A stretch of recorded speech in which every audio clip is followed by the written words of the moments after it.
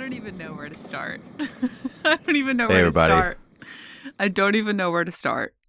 I One thing I can say for sure is as soon as the Game of Thrones music started swelling, and I'm even tearing up talking about it, I lost it when that happened. I absolutely lost it. Yeah, I think if I hadn't read about it first, then did you not read that was going to I've happen? stayed off. Because we didn't watch this at 3 a.m. on Friday. Mm-hmm. So I've stayed off social media because we're recording a little bit later than when it dropped. Right. And so I knew that I was going to get spoiled. So I've seen like tidbits, but I did not know it was going to be like that. And I will never forgive you, HBO, for not letting us watch that all together. Oh You know man, what I mean? yeah. Well, we were so curious going into the season where the split would be in 4 and 5 with the Trial of the Seven. Like at what point? Yeah. Whether it would be Yeah. the night before, because it felt sort of anticlimactic to be the night before, but we got the result of it. So what do you think about that? I know that there's so much stuff to talk about. We've just watched the episode. We both waited until recording before watching it. So staying away from social media as much as Any of the possible, discussions, retweeting, yeah. posting small things. But so we're officially caught up with y'all right now, and man, I was expecting a lot because people are really talking a lot about this, and it was dropped in such a strange way, and the fact that it's still been able to carry its own momentum apart from just the Sunday night usuals, the usual activity that people have been used to for over a decade. Or like this episode's good enough to carry. Yeah, I was worried about the opposite. I was thinking maybe between 4 and the episode 4, between the reveal and the trial, that maybe this was something that was being swept under the momentum of the Super Bowl. Yeah. But it No. turns out this was a flourish that is right now 9.7 on IMDb and has brought so many Game of Thrones fans back into the fold. And when I say back into the fold, I mean not only are they watching it, but they're taking to the streets. Yeah. They're telling their friends, they're posting online about how good the show is. I got a text from a family member today who said, I just watched episode 4 again. And I mean, that hasn't happened in a long time. So people are rewatching episode 4 so they can see Steely Pate give Dunk his shield again. That was Come on, people. by far. I mean, we've been loving this season. So every episode, and I keep saying it couldn't get better. New height. That was by far one of the greatest. Yeah. What? Greatest what? One of the greatest portrayals of A Song of Ice and Fire or whatever, an episode of Game of Thrones, whatever, that I've ever seen, bar none. Yeah. It was unbelievable. Fantasy on TV. Yeah. And just the way that we got to this point and how it, we're in episode 4. It's real Only now. episode 4 I know. we're feeling this way. I know, Sorry, go but on. we're in it and it was serious. And, in a show that has been so lighthearted, but able to kind of toe the line between reality and this rose-colored glasses fantasy that both Dunk and Egg have been living in. Just the gravity and the weight of these people and this place. Dunk's like, it was 4 nights ago that I left the inn. It's like, are you sure? Because this is my family now. So there's no way it could be that short of time. But I loved the tonal shift that we got in this episode. There were a couple moments that were classic A Night of the Seven Kingdoms, kind of slapstick funny, but the tonal shift when we're having these conversations and we're in the room with the Targaryens and we're with Egg and we know that he's Aegon, yes, after the Conqueror, and we're realizing kind of the gravity and the magnitude of the trouble that Dunk is in a way that nobody can understand because they're royals and they've got families and they've got people to fall back onto. The emotional weight was just palpable. It was perfectly done. Yeah. It was so well done. Yeah. And I would say that even in the novella, where we do a lot of that work on our own, and that was going to be a big challenge for this adaptation the whole time. And oh boy, did they have a plan for it. Man. Oh boy, did they have a plan for it. I'm so relieved because the heart of it is why we like it in the first place. Yeah. And we're just glad that the side book to A Song of Ice and Fire just so happened to have such good characters, be so good, and also tie characters like Dunk and Egg into the greater story. And it turns out, wait a second, you start to unravel layers about them and you find out, wait a second, Blood Raven's connected to all this, and My they're connected gosh, to I Blood can't Raven. deal with that right now. And this is connected to the whole story, including the Song of Ice. Yes. So this is very important. Yeah. And so these moments with Daron, for example, count even more than you know. But again, it's just the novella.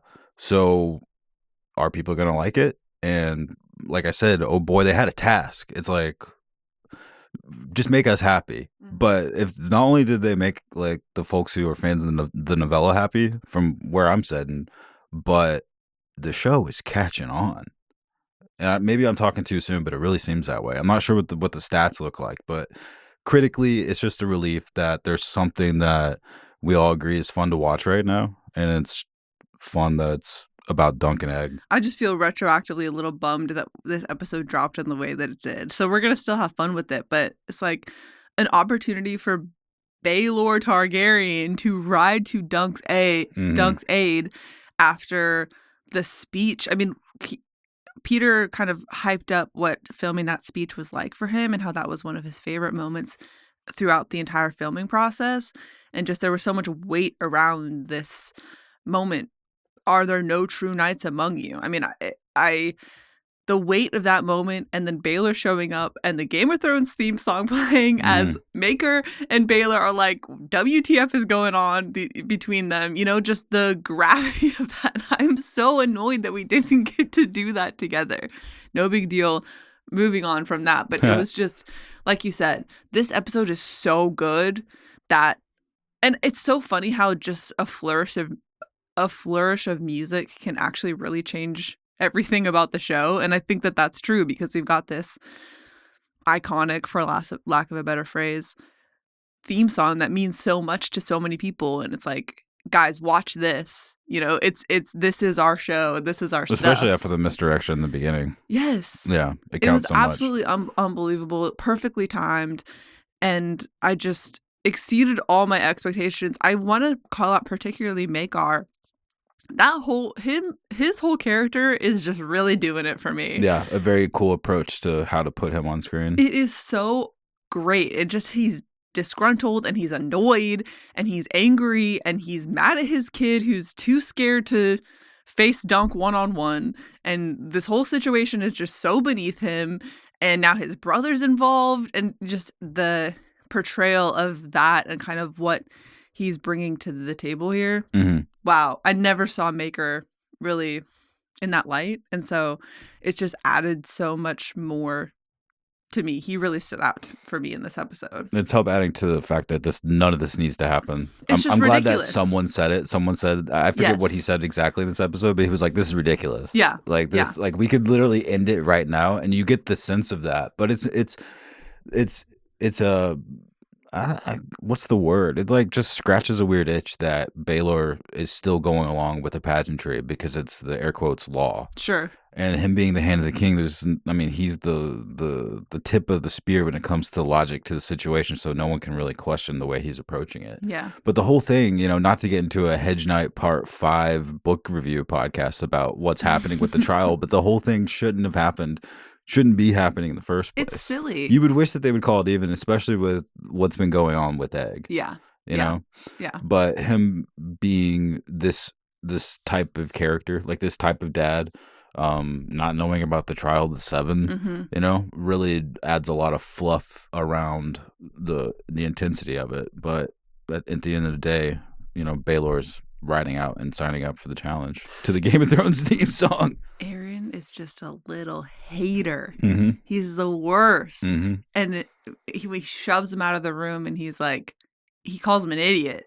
Like, this whole thing is nonsense. Yeah, how can you direct people to fight to the death because you've been wronged and also get scolded and yanked violently out of the room by your dad? It's so great. It's so great because he's scared, and Maekar said it perfectly. He's like, are you afraid of this hedge knight? And Arian's trying to be like, oh no, Darren's in this too, and this is not just about me, this is about the family. And he's like, don't talk to me about honor, because this is just nonsense what you're doing. You're making this small thing into something even greater, even crazier than it needs to be. Look at this guy who's standing in front of you, who's been bugging us this whole weekend. Yeah, and all we've done is bring pain into his life. Yes. Man, that was really the overwhelming quality of the opening scene. I Yes. loved the constellation transition into his cell, and I've been waiting to see that cell on screen for Yeah. so It long. was That great. opening sequence did not He disappoint. looked good. He looked good in He the looked room. crazy. Egg walked in, and his outfit, his demeanor, his scurrying away of the help when he brought the food in to Dunk jumping on top of the food ravenously, Yeah. really, really illustrating that divide even more so that's existed between them silently this whole time, but now Mhm. it's totally out in the open. And Peter Claffey's portrayal of sort of reckless abandon at tearing in the food and Egg watching him just illustrates their dynamic that's probably going to follow them all the way to Summer Hall. Yeah. And I think that a lot of people have been complimenting Dexter Soul Ansel's performance this episode, really this season, but especially this episode with Egg. And so I was watching a little bit extra closely at his performance, just to see what all the hype was. Him And I was like, holy crying. shit, fuck yeah, like this Him is our Egg. crying. We Yes. can't have the little prince be disappointed now, can we? It was Mhm. I completely agree. Like it was so Really sold it. Egg Really is selling these two. yeah. And also, like, Peter, like, let's be honest, this Oh, episode. completely. Because he was so brilliantly able to portray the fact that at the end of the day, he will never be what Egg is. He will never have what he has. He will never, no matter how high he rises the ranks, and we'll probably, like you said, this will follow them to Summer Hall. We may see this play out on screen if we're lucky, or at least in the novellas. He will never be named after Aegon the Conqueror, and just That which was such a good moment. After the Conqueror, he was yes, like, yeah. yeah, Just the way that he said your uncle, like second in line to yeah. the Iron Throne, Hmm. just really put into perspective the power dynamic of Westeros in a way that the show really hasn't been able to do before. I'm not sure how or why, but it might just be the performance, but also just the meat grinder he was in. Yeah. That particular situation where you have nothing and you're about to be sentenced, and it's like, wait a second. I just wanted to be someone's squire, sir. It's like, oh, really? Because now I'm on the run from both of your brothers Mhm. and your entire family, and my life is worthless. And so what's he to do? He said, was this a jape just to make fun of the stupid hedge knight, And that's hard. It's a blow to Dunk's ego. He's pulled himself up literally from nothing. Now he's wrapped up in the most important people at the most important time in Westeros, Well, now like right history now. in the making, Yeah. especially all the knighting and stuff on the field. Oh my- Obviously, in the book, we feel like, oh my gosh, history is getting made right now. The Laughing Storm is about to knight Raymond Fossaway. But Don't seeing even. it and them giving us those close-ups, I'm like, yeah, you rewatch those episodes, people. Literally. You rewatch those episodes and you listen to that. You listen to that chant. Don't even talk to Those me words. about a montage with the vows being That's said what I'm saying, behind yeah. it. There's nothing more I love in Game of Thrones, period, than a good montage with some sort of something happening in the background. Man. But when it's the vows.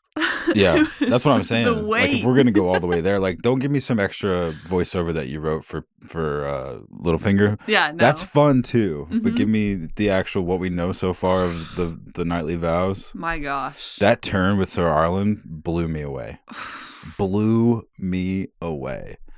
I haven't been reading what the takeaway online for that is, but No. how did you see it? When he was talking about him? When the knighting was happening between the Laughing Storm and Raymond, Dunk walks away. He's hearing the vows, and then it cuts to he's looking up, and it cuts to Sir Arlen looking down at him. I completely missed that. What? I was taking notes. Oh my god! I missed it. Okay, so during those vows, Okay, I was so overwhelmed. Okay, keep going. he's walking away. Yeah. Lionel's reading off Yes. what we know so far, the Yes. available words for the vows. Yes. And then it cuts to Dunk's perspective of potentially being knighted, and then it shows Sir Arlen, and he puts this kind of expression on, like, yeah. I literally missed that. Oh my gosh! You're kidding me. That's why we watch this a couple times and record a couple times. Right. Because I missed it. Oh my gosh. Okay. All I have to say is suck it, haters. Oh my to me, gosh. I'm not sure everyone else is taking it, but to me, that's Sir Arlen knighting Dunk and forgetting the vows. Maybe Wow. he forgot the entire chain. Oh my gosh. She's But like, "This is I good could be enough." totally wrong. Yeah. Oh, But it seemed like that's what it was, and it seemed yeah. like that was the kind of moment that we got confirmation, Uh-huh. not the penultimate episode, but the penultimate episode before the trial, Uh-huh. that we get kind of confirmation that Dunk maybe could have knighted Raymond in that moment. Yeah. I Yeah. don't know. I could be totally Oh wrong. my gosh, I can't believe I missed that part. I was just so overwhelmed by everything that was going on, you know? You're trying to take notes about things and Mhm. you look away for half a second. Man, that whole scene, I mean, I just felt like screaming at the top of my lungs when Dunk walks out there and Steely Pate is standing Oh, behind him dude. and they're on that field. Yeah. And first of all, unfortunately, Stefan Fossway, your armor was really sick. Yeah, it was sick. It was really cool. And he was so well portrayed this episode. Want to punch him in the throat. Uh-huh. I almost believed him at the beginning of the episode. Right. I was like, actually, he That's might what be I'm on our saying. side. No, I loved seeing it played out like this, because reading in the novella, I just did not like Stefan so much that I just saw through every word he said. Yeah, you dismiss him immediately. But in this scene, I was like, maybe he just wants a little bit of glory. Because he was talking about it like this, you know, we want to have songs written about us. Yes. This is our chance. The Targaryens we don't like them. Yes, it kind of made sense, but I love seeing, again, just part of the point I was making at the beginning, just we were wondering how they were going to adapt these elements that led to the trial beginning. Yes. Yeah. And how it would take up time. And if it would hit. And like, holy cow, like you did it, and you added, for me, just so much more to the scene than I originally saw. If I could be misdirected about Stefan Fossaway, right, then congratulations, because I, for a second, thought he was going to join us. We need to talk about Darren, though. Oh my gosh. The sleeper hit of the episode. I for know. Me. And I don't know if it's the same for you. Maybe it's just because it's so fresh. But when I was watching it and he started speaking about the dream when he said, "I dreamed of you." Yeah. For me, it was, I was watching so far the best version of a character talking about prophecy in conversation in one of these shows and selling it to be both worldly and mystical at the same time. Yeah. Yeah. I'm not sure if it was the actor's portrayal, if it's the kind of sot that Darren is, if it's being juxtaposed to Peter Claffey, who we're trusting, or if it's because it's being spoken about in Ashford and it's already so down in the dirt. But I just felt like this is one of the more spookiest readings of prophecy that isn't being done by somebody with blue lips or is literally shooting fire at me or something. 'Cause he said, or in my dreams. I wish I wrote down the exact quote, but he said something to the effect of, "This is a incredible gift that I have for a guy that's me." Right. And so, unfortunately, this is real, but it was given to somebody like me. And he's like, I'm kind of a loser, you know? He doesn't say that outright, but that was kind of the energy that I was getting from that conversation. I completely agree. We don't get a lot of lines from him, you know? And so this was like, it's one of those things where in past adaptations, they've cut stuff like this from the show. Completely, yeah. Or we've had, like, compare this to Quaithe is what I'm thinking about. Yes, yeah. I liked Quaithe's sort of high fantasy, jumping into the scene mystical element, but this made me feel more spooked out. Like, Quaithe never, Completely. It seemed like, I don't even know if this is going to happen. I don't even know if I believe you. But this was like, if I was watching this and I didn't know the ending of season 1, I would think it meant something far beyond the moment. Sure. And totally. I would think it was some greater warning. Especially having heard it twice at this point. Yeah. And Dunk calls it out. He's like, you already said this to me at the end. It's almost like you forget that you're watching GOT. Mm-hmm. And then this episode, by the time that Dunk and Egg are midway through their coming back together conversation, by the time that Dunk is defending Egg to Baelor. Yeah. And then that's a real one right there. Definitely in this conversation.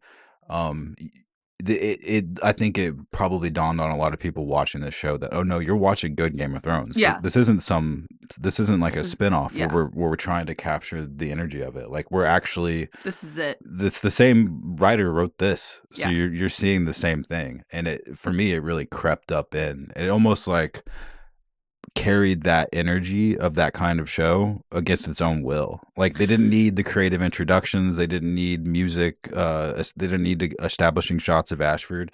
It was Egg talking to Dunk in a room, and it could have been Tyrion and Jon from season 1. That's what I'm saying. Or Tyrion and Jon from the end. Even, that's what I was trying to say serious. About how that seriousness crept up in such a masterful way. Yep. Because there's been a lot of really silly moments that we've been laughing at the whole season because it's funny. Mhm. And then for that to carry this weight here, this is season 1 Jon and Tyrion when we know the weight behind it. This is what should have been season 8 Jon and Tyrion talking. Yeah, but pretty quickly, all at once. And when in the span of like 4 days. Yeah, well, yes. When you stick to the source material and when you pull the lines from the book itself and when you keep Darren's dreams in there and you cast the right guy who has these sunken in eyes and crazy hair, then you don't need to do that much work. You need to do a lot of work. We're just saying we needed more Thoros and Lady Stoneheart in the original series. Because I'm not even talking about Hot D, because Hot D, they didn't have those immediate things to pull from. Yeah, right. Speaking about the post game, or the postseason of second half of GOT, they had less of those things to pull from, but those things that were ignored, like extended time with Cold Hands, for example, those things like really bring a lot of that, I don't know, that passing of time with these characters where when this weird stuff does start to happen, it matters to us. We don't not believe it. Even just the gaps in conversation. There were so many moments between Egg and Dunk as they were kind of trying to explain the situation between the two of them and start to come back to some sort of terms, when there was just awkward silences. When Dunk was there with Baylor in the beginning of the episode and they're just kind of looking at each other. I think like filling in that really human space that gives us an opportunity to feel Baylor's energy in the room, feel Dunk's energy in the room without just rushing past needing to be a gifable moment every single time, or without it being so perfectly be explained away. We don't need an extra explanation to understand the gravity of this. And I love how this is two separate thoughts kind of coming together, but Baylor talks about how Egg did Dunk absolutely no kindness in any of this and how he's kind of the victim here. And just glad someone said it. Generational dynasties and the difference between the Targaryens and a guy from Flea Bottom just really converging right there in that room. And for Baylor to see that and have some sort of empathy and to ask Dunk, he's like, so, well, and also Dunk talks back to him, which is so awesome. But he's like, I ask you again, how good of a knight are you? Oh, let's the second time was so good. It was so good. It really brought together what felt like hundreds and thousands of years of history of Westerosi history, just like at that table, So I really loved it. And again, Dunk's still kind of almost like a broken record. He just can't get off this, don't all knights make the same oath? And I understand that that's how he was raised and brought up. It's a trump card. But at some point, it's like, come on. He's got to invoke something. Yeah, he has to stick to something. I mean, literally, it's all they have. Because, if it's mid-battle, you can't say something out loud. You have to block the sword with your sword. Okay, so Steely Pate. I need all of your thoughts on that moment that they had together with the shield. This has been a long time coming. I know. That hit way harder than I thought it would. Yeah, well, Dunk was crying. Oh my gosh, I'm like drying my eyes. Yes. Watching this, and it's just the lead up to the action. And it's just some simple armor seller. Yeah. In Ashford. Yeah. He's just a blacksmith. He's just a smith. He might be the smith. Oh my God. That's the midweek episode deep dive. The 7 deities here.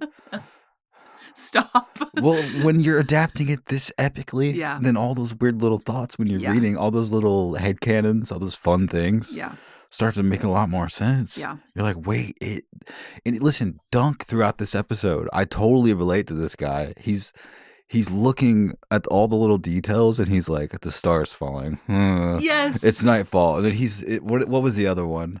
What was the other thing he was saying? He was worried the shield looked dead. He was worried the shield looked dead. Oh no! The most poignant moment I thought of the episode was when he said, "Maybe I've mucked about in a place that I don't belong." Oh no! Yeah.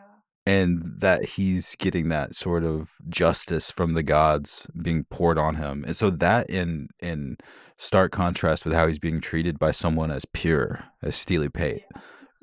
It's just so great for us as audiences to see the evidence of, It's like, you know what, you're technically right, Duncan. You didn't need to come here. When you were making that decision, when you were with your horses by the tree, you thought I could live off of the equipment that we have. I could sell what's in the bedroll. I could start with Sweetfoot, and we could live. I could live off of this comfortably, maybe in a bed for a year, and then maybe turn to robbery. We'll What cross that would bridge. be the plan? Yeah. Should I go there? Okay, I'll go there. I went into the tent, the intimidating tent with the weird antler crown. We did the weird dance, and now he's fighting for me. Yeah. I asked the guy to do me a favor with the armor, and now he's presenting me with the shield. I just love that after that moment where he was questioning the spirits of the universe. In that broken down puppeteer's tent, that it was Steely Pate that walked in, and literally almost like a deity, leading him back into his cart, and in that cart it looked like he had the sigil of the seven in his windows. And what a conversation. Oak and iron guard me well, or else I'm dead and How doomed to was hell. that the peak of the show so far? I know. When he tells Dunk, for And that's you the a copper. spirit of the whole Yes. thing. Yeah. And they managed to do it. Yeah. And Dunk is so emotional because it just, you can feel how he's almost regretful, but somebody is in this moment being kind to him and is looking at him as a normal, real human being, you know? And I think that my head is kind of spinning when you talk about him being. You almost feel like the only thing that could be so selfless, you know, and so pure would be a god or something. Because even someone like Egg put him in this situation. Yes. Indirectly. Yeah. That moment was. But either way, Steely Pate's Steely Pate. It's more than I could have hoped for from this character. More than I could have hoped for, imagining like the 9.5 version of the show on screen. Yeah. I probably wouldn't have imagined it cut in such a beautifully poignant way, but they took like what you feel when you're reading it, and they're like, all right, well, how do we force people to feel that way? And then to immediately have him standing on the field behind him, Dude. because he was in so many of those shots as they were getting ready, and I liked that we had that watchful presence of somebody who was strong, you know, in his corner. Yes. Normally that kind of thing would, like, I think, rub me the wrong way. It would be like, all right, we get it, the hero shot, the guys are here. But I think that in that case, and I think that they consciously made this decision too, it was really important to show the kind of people that were there with him over and over. Yes. And that it was Steely Pate among them. And the people are snapping to that guy online. Like, also, people love Steely Pate. It's not just us weird book fans. So no, because he's been an absolute standout this season. Yeah. You take this character that could easily be, like we talked about the first time we saw him on screen, he could be kind of a clownish, like, haha, here's a weird blacksmith who has very specific tastes, like, you know? But instead he's the guy, and he's our guy. Yeah, he's potentially the Smith. You know? It's what we could, both as show fans and book fans, we could only dream. And so that extremely emotional moment with Dunk just feeling so just...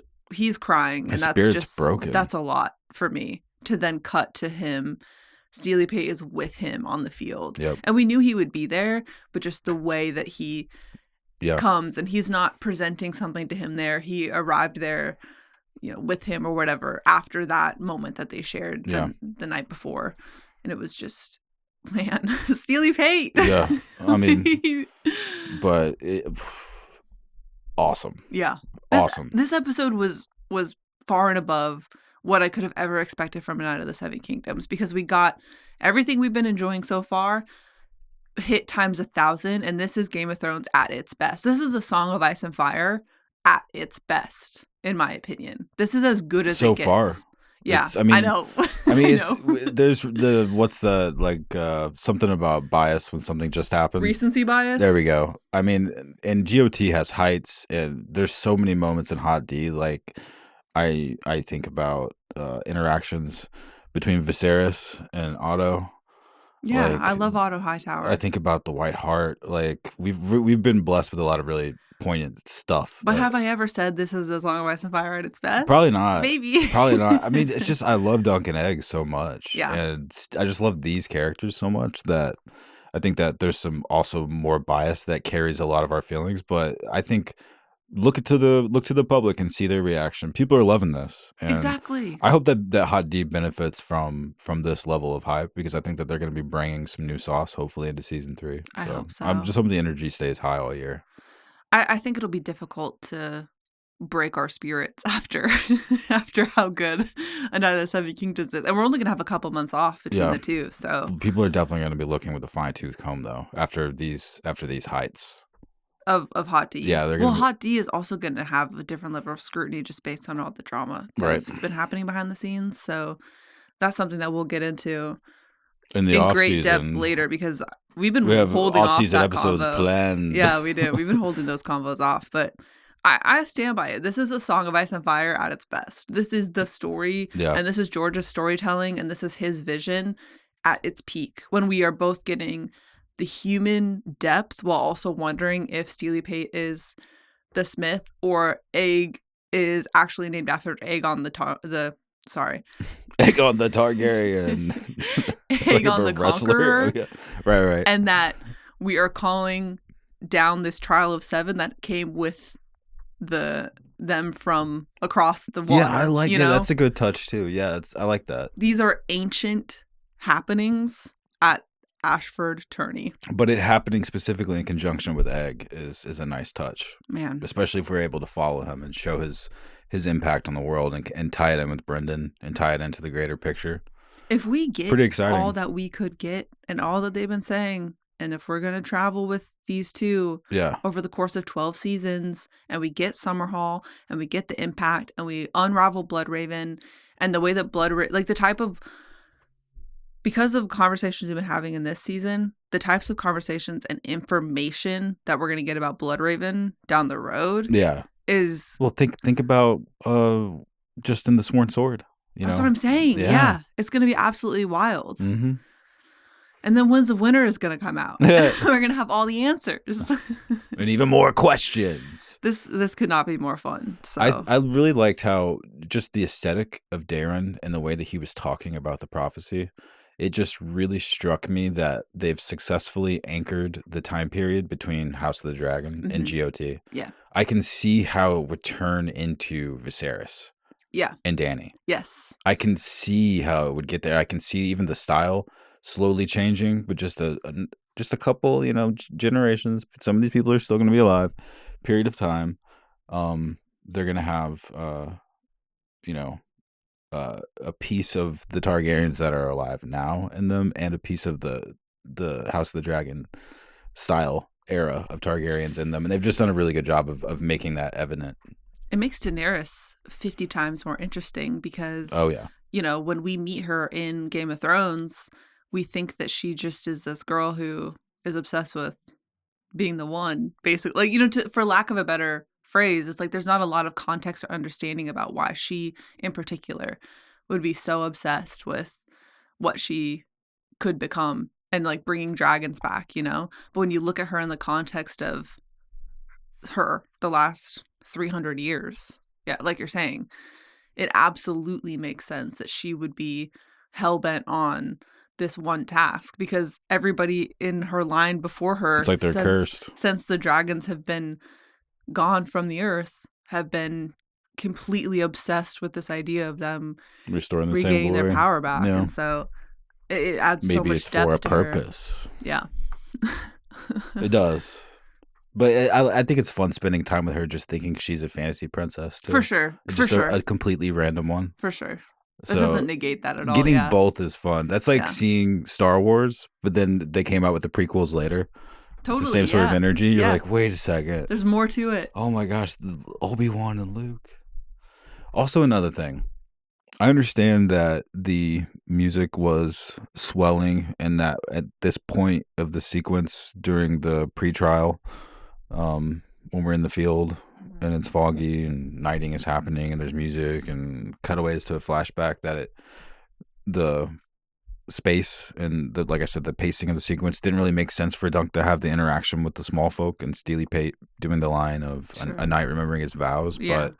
But or maybe they thought they'd already reached a high enough height with Steely Pate, and maybe that's the reason why they didn't have that moment in the episode. They didn't want to make him the main guy. Maybe they just didn't need to bring it back again. Like Yeah. they'd already driven the point home about him. Yeah. Yeah. But either way, a little bit of acknowledgement from like the people supporting Dunk, I think Sure. would have been nice. But maybe that's part of the tension that they meant to have, in the speech moment.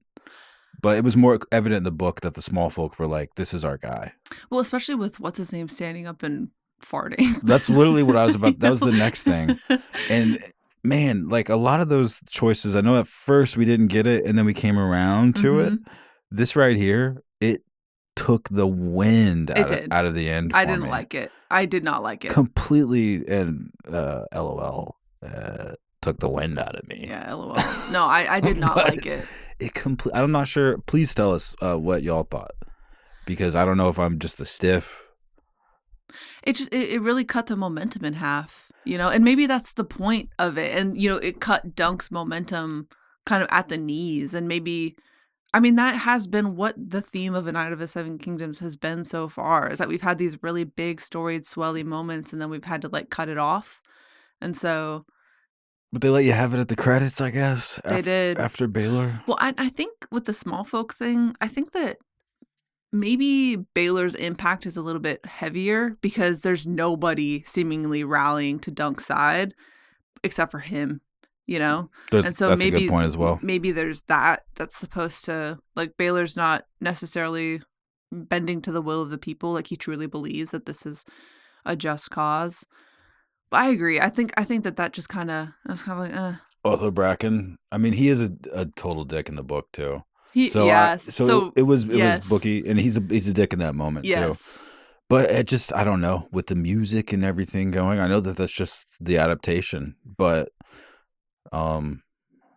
I mean, you can't in one moment say follow the vibe and you will be set free, and then go, well, the vibe didn't work right here. Well, and we can't have both, I guess. Exactly, and to be fair, it's been the same exact energy throughout the entire season. It's been completely consistent. So at least there's a formula that they're following, and apparently it's working because we're loving it. But I just wonder if younger folks who are really dialed into seeing people that are older be cringe as hell, dedicating their full spirit to something in the biggest, dorkiest way. Like maybe these moments speak to them a little bit more, where it's like, all right, we're self-aware. Like the music is super proud and bold, and this is a unfair, and Steely Pate is epic, and this is also beautiful. So maybe it's like we're checking in with you, like, hey, we don't believe our own hype. We're just doing this fun thing. We're doing the best job that we can.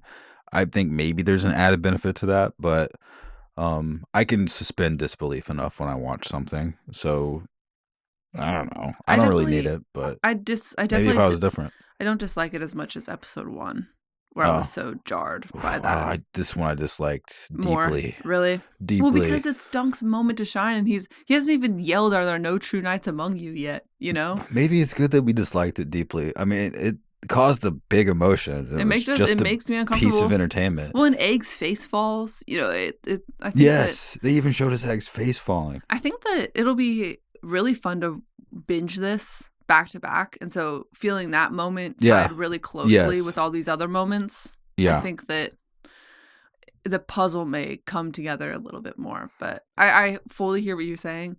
I fully also didn't like it, but I didn't hate it as much as I did in episode 1. I'm not even trying to dislike it. I'm just telling you I was deeply bothered by it. It came at the wrong moment.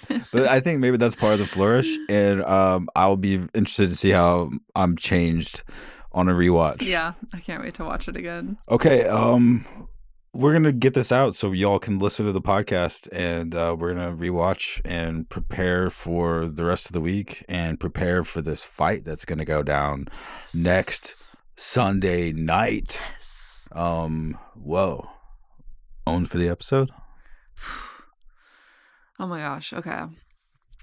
I think I have to give my own to Baylor coming out and the Game of Thrones theme swelling and the interaction he had with Makar right as that was happening, even though I barely remember what was going on because I was struck with such a wave of emotion that I was overwhelmed in such a genuine way that I haven't felt overwhelmed by Game of Thrones, A Song of Ice and Fire in a really long time. Like I was in it, even though we just had that break in the tension minutes before. I was in it. Seconds before. How fun is that? Unbelievable payoff. Yeah. Made me so excited. Made me so happy to be alive. I had tons of fun watching it. Made me feel like I was where I was supposed to be. Right. Like it had meaning watching a TV show. It was so fun to be so caught up and to be just feeling the weight and the emotion of that music swelling as Baelor Targaryen rushes to Sir Duncan the Tall's side. Everything I could hope and dream for. So my own goes to that moment by far. I'm going to give mine to Darren and Dunk's conversation. So Aswoff, so good. Mm-hmm. And the Steely Pate sequence from the puppet tent on. I mean, what a height. What a height. So if you haven't sent in your own yet, or you would like to send in your own, there's still time to do so. I know that not everybody got to watch on time because we all have jobs, but we're going to be retweeting these and sharing throughout the week, so please send those in. You can find us on Instagram, on X, by searching for Game of Owns. You can find us on YouTube, or you can send us an email to contact@gameofowns.com. And we'll see you very soon. 7 Part 2. Bye.